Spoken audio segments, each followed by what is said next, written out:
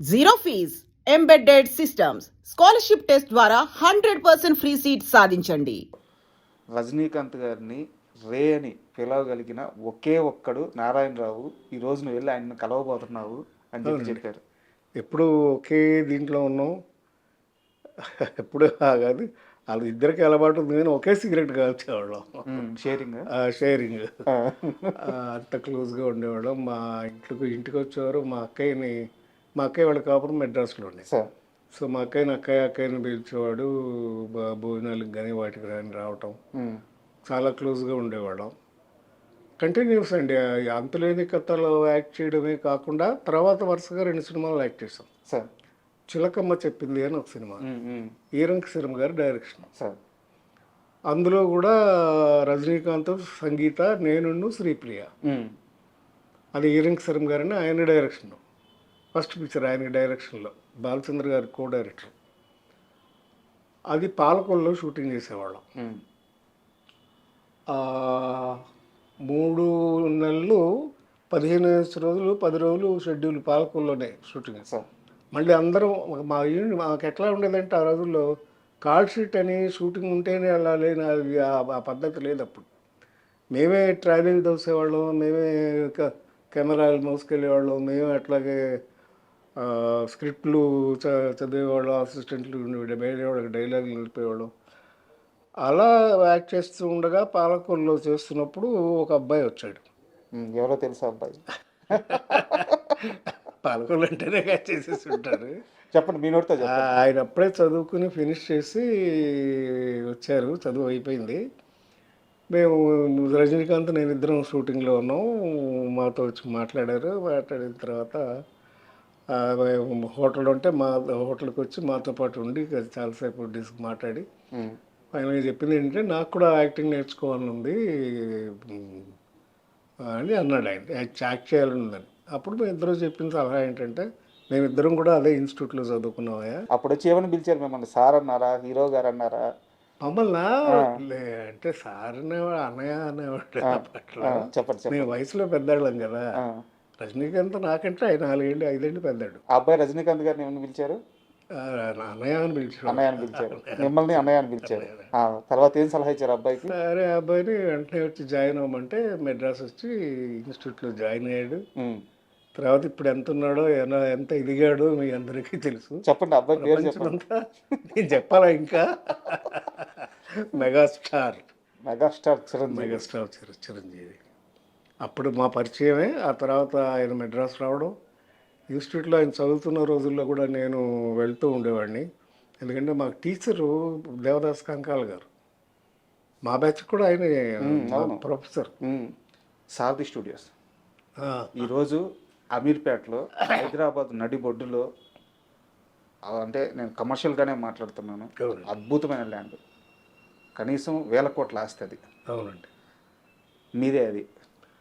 అవునండి. అంటే యాక్చువల్ బేసికల్గా మా ఫాదర్ మొదటి నుంచి డిస్ట్రిబ్యూటర్, చెప్పాను కదా, నవయుగ ఫిలిమ్స్. అవును, నవయుగ సంస్థ అనేది టాప్ మోస్ట్ డిస్ట్రిబ్యూషన్ సంస్థ ఇన్ ఆంధ్రప్రదేశ్.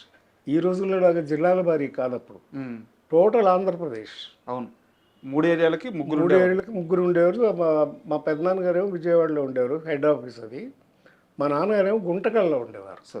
సో అందుచేత నేను గుంటకల్లోనే పుట్టా.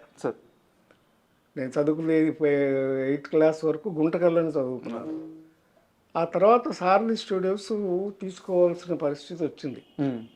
ఎందుకంటే అక్కినేని నాగేశ్వరరావు గారు ఎన్టీ రామారావు గారి అపోజిషన్ భరించలేక హైదరాబాద్ వెళ్ళిపోయి షిఫ్ట్ అయిపోదామని డిసైడ్ చేసుకున్నాడు. ఆయన భరించలేక కాంపిటీషన్కే. ఎందుకంటే ఆయన డామినేటింగ్ అప్పుడు. ఎక్కువ సంస్థలు, ఇప్పుడు విజయవాహిని అంటే కంప్లీట్గా రామారావు గారి సినిమాలు. ఓకే, ఆయనకి ఎప్పుడు కూడా కాంపిటీషన్ ఉండేది వీళ్ళిద్దరికి. బట్ ఆయన ఎప్పుడు పై చేయగానే ఉండేవారు ఎన్టీ రామారావు గారు. ఆయన ఏ క్యారెక్టర్ అయినా వేసేవాడు, మహానుభావుడు. నాగేశ్వరరావు గారు ఏమో రొమాంటిక్ క్యారెక్టర్స్, కథ ఇంపార్టెన్స్ ఉన్న క్యారెక్టర్స్, సాంఘిక సినిమాలు ఇలా. మొదట్లో జానపద సినిమాలు కూడా చేశారు ఈయన. కీలుగుర్రం అవన్నీ కూడా జానపదాలు కూడా చేశారు ఈయన.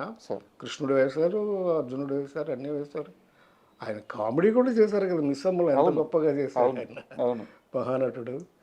అయితే ఏదైనా ఆయన కాంపిటీషన్ ఫీల్ అయ్యడం కొంత, సార్. చెన్నారెడ్డి గారి స్నేహం కొంత. ఓకే మర్రి చెన్నారెడ్డి గారు చీఫ్ మినిస్టర్. సార్. అయితే ఇట్లా ఇండస్ట్రీ ఇక్కడికి హైదరాబాద్ షిఫ్ట్ అయితే బాగుంటుంది అంటే, అప్పుడు నాగేశ్వరరావు గారు అంటే నాకు అక్కడ స్టూడియో లేదు, అప్పుడు స్టూడియో క్లోజ్ అయిపోయింది. సార్. వాళ్ళు అది యాక్చువల్గా చల్లపల్లి రాజా గారిది ప్రాపర్టీ, అంటే చల్లపల్లి మహారాజా గారిది వాళ్ళ అబ్బాయి రామకృష్ణ ప్రసాద్ గారని, ఉమ్, చల్లపల్లి రాజా గారు రియల్గా రాజు గారు ఆయన, ఆ వారిది సారథి బ్యానర్. ఉమ్.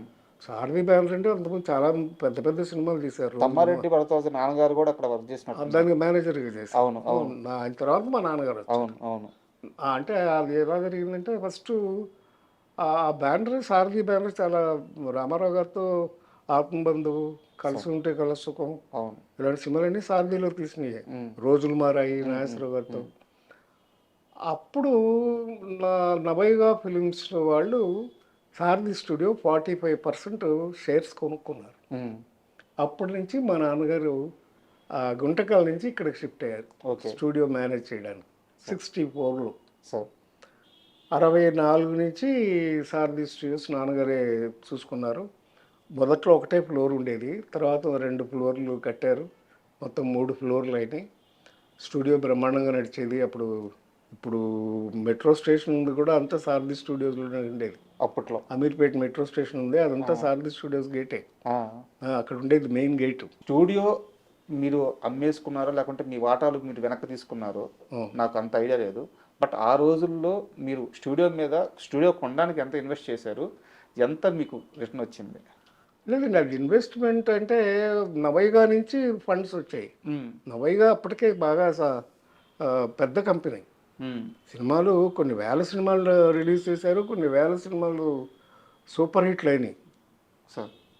సో దాని ఇన్వెస్ట్మెంటే సారథి స్టూడియోకి తీసుకున్నారు. అంటే నేను అడిగేది ఏంటంటే, మీ షేర్లు వదులుకోకుండా ఉండాల్సింది అనే ఆలోచన అయితే- లేదండి, అదేంటంటే ఫ్యామిలీ ఇది. మా ఫాదర్ వాళ్ళు 3 brothers, plus private limited company, sir. It's not a ownership company కాదు. సో అందుకని షేర్స్ ఉండే వరకు వాళ్ళకి. వాళ్ళ బ్రదర్స్ నెక్స్ట్ జనరేషన్ వాళ్ళు మాకు కలిసి రాలేదు, ఒకరికొకరు పడలేదు. మామూలే భారతం, అంతే. ఏ కుటుంబాలైనా ఏ కుటుంబం అయినా అంతే. పెద్ద పెద్ద వాహిని స్టూడియో అట్లాంటివి అయిపోయింది, ఏవిఎం అలాగే అయిపోయింది.